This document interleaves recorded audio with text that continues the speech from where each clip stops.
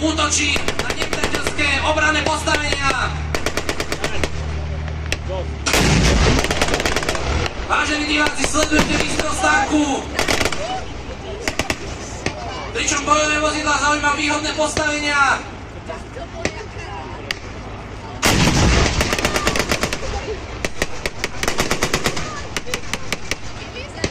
Mechanizovaná črta posilnená tankom T-72 pokračuje v útoku na zvyšky nepriateľa. Jednotka sa približuje k nepriateľovi na efektívny dostrel ručných zbraní.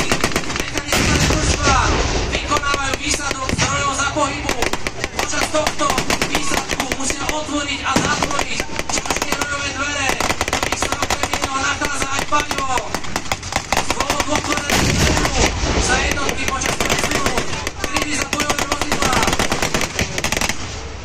Momentálne sa rozvinuli do rojnice. Roj je tvorený 4 vojakmi, z ktorých jeden je veliteľ roja.